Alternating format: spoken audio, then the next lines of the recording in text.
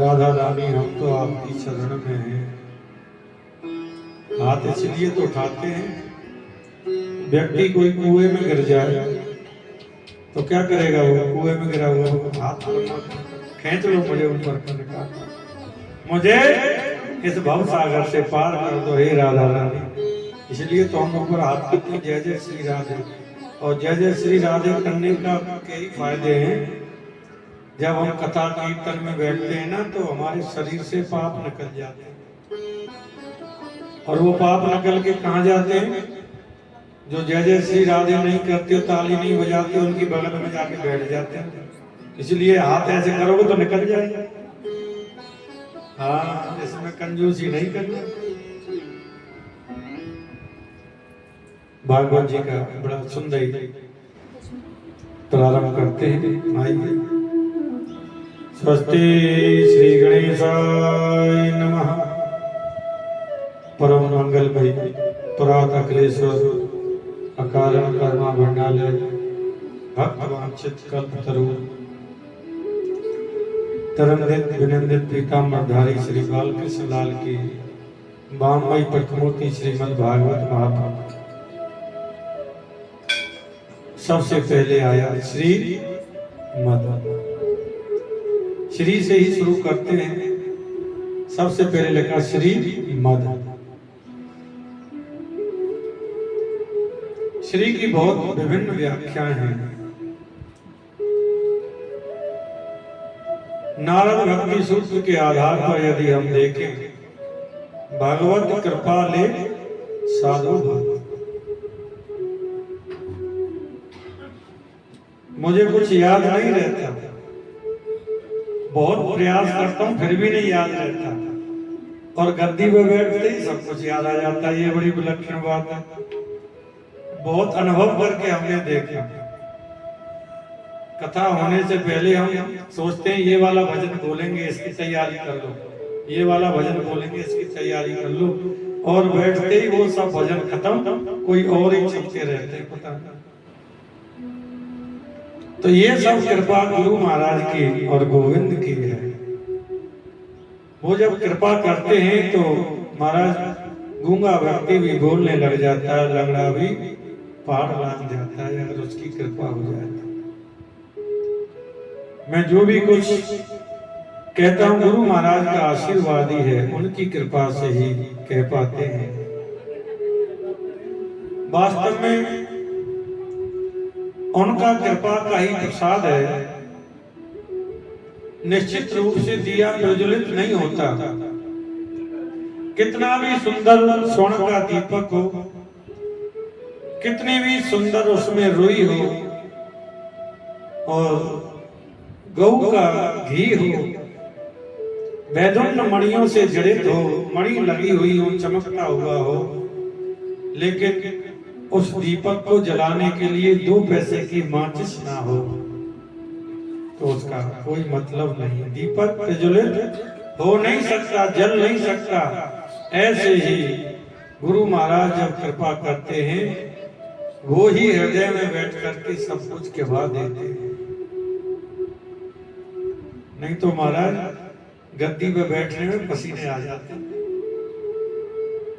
बंदों को देख करके ना सामने मुंह में जो याद था ना वो भी भूल जाता है। क्या याद था, हमें क्या कहना है, जीव अड़र बड़र करने लग जाता है। ये तो गुरु और गोविंद की कृपा होती है, तभी है। इसीलिए गुरु महाराज ही कृपा करते हैं, तभी संभव हो सकता है। जैसे छोटे बच्चे को दादा अपने कंधे पे बिठा करके मेला पूरा मेला घुमा के ले आता है, ऐसे ही गुरु महाराज ने अपनी गोद में बिठा करके इस लायक बना दिया है। वैसे हम उस लायक है तो नहीं, लेकिन उनकी कृपा है। उनकी कृपा के कारण ही ये सब कुछ हो सकता है। दुनिया में बहुत सारे कार्य हैं जो धनोबल से हो सकते हैं, मनोबल से हो सकते हैं, जनोबल से हो सकते हैं। बहुत सारे कार्यों के लिए बल की भी बड़ी आवश्यकता है और बहुत सारे कार्यों के लिए धन की भी बड़ी आवश्यकता है। लेकिन कहते हैं ये देह जो है ना, दुर्लभो मानसो देहो देही नाम क्षण भंगुर। ये बहुत सुंदर है। मनुष्य शरीर जो मिला है, बंदा छाती बुला के अकड़ के चलता है, मैं सिद्ध हूँ, मैं योगी हूँ, मैं भोगी हूँ, मैं दुनिया में आग लगा दूंगा, मैं हाथ लगा सकता है। कितना अहम करता है, कितना अहंकार करता है। एक पानी के बगुले की तरह ऐसे किया तो खत्म हो जाएगा। दुनिया की हर चीज की गारंटी है, मटकी भी ठोक के देखते हैं गारंटी है कुछ, हाँ 10-5 दिन तो चलेगी, लेकिन इस शरीर की कोई गारंटी नहीं है। अभी कथा सुना रहे हैं, अभी 1 मिनट बाद सुना पाएंगे कि नहीं, कोई गारंटी है? कोई गारंटी नहीं। कोई ये गारंटी नहीं दे सकता कि हम 1 मिनट बाद जीवित रहेंगे कि नहीं रहेंगे। ये तो हम मोह निशा जग सोवन हारा देखें स्वप्न अनेक प्रकार, व्यक्ति अनेक प्रकार के स्वप्न देखता रहता है, अनेक प्रकार के स्वप्न देखता रहता है। तो दुर्लभो मानसो देहो देही नाम क्षण भंगुरा। इतनी नाजुक शरीर है, कहीं ऐसे हिल के गिर भी जाता है ना तो उतने में राम नाम सत्य हो जाती है। इतना नाजुक कोई दुनिया की कोई चीज नहीं है, फिर भी जीव इतना अहम करता है। मनुष्य शरीर क्षण भंगुर है। क्षण भंगुर जीवन की कल का, कल प्रात को जान खिली न खिली, मलिया गिर की सुत शीतल मंद, सुगंध समीर चली न चली। कल काल कुठार लिए फिरता, तन नम्र से चोट झिली न झिली। काल जो है ना हमारे पीछे भाग रहा है, कुठार माने तलवार लेके घूम रहा है, और इतना कोमल शरीर है, कहीं उसने ऐसे मार दिया तो हम तो गिर जाएंगे। कल काल कुठार लिए फिरता, तन नम्र से चोट झिली न झिली। भजले हरि नाम हरि रचना, तुरंत समय पहली नहीं। ये कथा कीर्तन भागवत सत्संग इसलिए कर रहे हैं, वेदव्यास जी अपने आश्रम में बैठे बैठे चिंतन करते हैं कि ये सारी दुनिया को बहुत कष्ट है। देखने बाहर से बहुत सुंदर दिखती है, जब इनसे हाल थोड़ा पूछ लो तो बहुत बीमारियां निकल आती हैं। दूर से देख लो तो सब अच्छे लग रहे हैं, सब स्वस्थ हैं, मस्त हैं, किसी को कोई तकलीफ नहीं है। लेकिन थोड़ा 2 मिनट बैठ के शांति से पूछो तुम ठीक ठाक सही हो, तो इतना ही पूछना था, फिर सत्संग चल जाता है। तो 1 घंटा कब निकल गया मालूम नहीं पड़ती। तो व्यास जी बैठे बैठे अपने आश्रम में चिंतन कर रहे हैं, ये दुनिया बहुत दुखी है, ये दुनिया बहुत दुखी है। देखो पैसा होना सुख का कारण नहीं है। पैसे हो कहते ना पैसे वाले तो सुखी होंगे, कि दीन कहे धनवान सुखी, धनवान कहे सुख राजा को भारी, और राजा कहे महाराजा सुखी, महाराजा कहे सुख इंद्र कुमारी। इंद्र कहे ब्रह्मा सुखी, और ब्रह्मा कहे सुख विष्णु को भारी। जब तुलसीदास विचार करें हरि भजन बिना सब जीव दुखारी। कैसी बात याद आ गई, हरि भजन बिना सब जीव दुखारी। कोई सुखी नहीं है, किसी को किसी बात की तकलीफ है, किसी को किसी बात की तकलीफ है। 200 करोड़ का टर्नओवर करते हैं महीने में, और खाते क्या है? मूंग की दाल के साथ तो रूखा फुल्का। मैंने कहा अरे महाराज ये क्या कर रहे?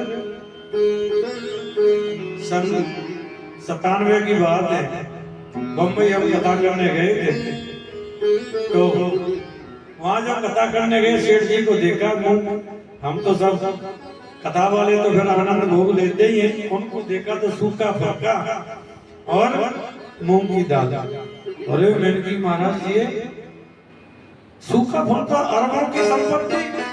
बोले महाराज डॉक्टर ने मना किया है, चुपड़ के खाऊंगा, कोलेस्ट्रॉल बढ़ जाएगा, ब्लड प्रेशर हाई हो जाएगा, मैं खा नहीं सकता। क्या करोगे? पैसा चाटोगे, ओढ़ोगे, बचाओगे, क्या करना पैसे का? पैसा होने से सुख नहीं मिल सकता। अगर आप कहो कि एसी कमरे में विश्राम करने का नाम सुख है, तो वो भी सुख नहीं है। वो सुख तो एक कुत्ता गंदी नाली में ले लेता है। एक बंदा बादाम की चटनी ना मिले तो उसके भोजन का स्वाद ही किरकिरा हो जाता है, और एक बंदे को नमक से रोटी मिल जाए तो महाराज नाचने लग जाता है, तो नमक से रोटी मिलेगी। तो क्या सुख है और क्या दुख है? बताओ। जिसको हमने सुख माना वो सुख है, जिसको दुख माना वो दुख है।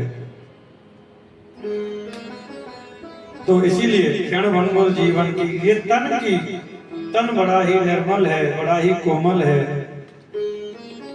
ये सहन नहीं कर पाता। गुरूर भजना विग्रहवान।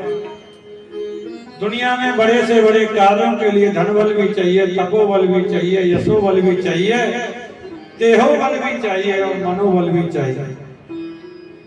पर हरि कथा श्रवण और भगवान नाम स्मरण ना ये देह बल से हो सकता है, ना ये बुद्धि बल से हो सकता है, ना मनोबल से हो सकता है, ना जनोबल से हो सकता है, ना तनोबल से हो सकता है। यदि हो सकता है तो गुरु और गोविंद की कृपा से हो सकता है हमारा। बोलो जय श्री राधे। राधे राधे जरूर बोला करो, हमको फिर बात याद आ जाती है कुछ ना कुछ। उन्होंने कहा राधे राधे बोला करो, क्यों? क्योंकि भगवान राम जब रावण को मार करके आए तो रात जब से खो गया, राम जी का बैठ गए सिंहासन पर, तो श्रीमती निद्रा देवी आ गई। श्रीमती निद्रा देवी ये कौन है? ये कुंभकर्ण की पत्नी है निद्रा। पत्नी तो उनकी और भी थी, लेकिन निद्रा भी उन्हीं की पत्नी है। आके बोली तुमने मेरे पति को मार दिया, तुम्हारे बैकुंठ में ताला नहीं लगवाया तो हमारा भी नाम निद्रा नहीं है। उसने कहा देवी ताला कैसे लगवाओगे? बोले ताला, आप ये बताओ बैकुंठ में जाते कौन है? बोले बैकुंठ में तो वही जाते हैं जो कथा सुनते हैं, कीर्तन सुनते हैं, भगवान नाम स्मरण करते हैं, वही लोग बैकुंठ में जाते हैं। बोले यही तो तरीका है क्या? बोले जहाँ भी कथा हो रही होगी, कीर्तन हो रहा होगा, सत्संग हो रहा होगा, भागवत हो रही होगी, श्रोताओं के सिर पे जाके बैठ जाऊंगे। व्यास जी हल्ला करते रहेंगे, श्रोता झोंका लेते रहेंगे। जब श्रोता झोंका लेते रहेंगे तो बैकुंठ में कोई जाएगा ही नहीं, और खाली गोदाम में तो ताला लगवाना पड़ता है ना, इसीलिए तुम्हारे बैकुंठ में ताला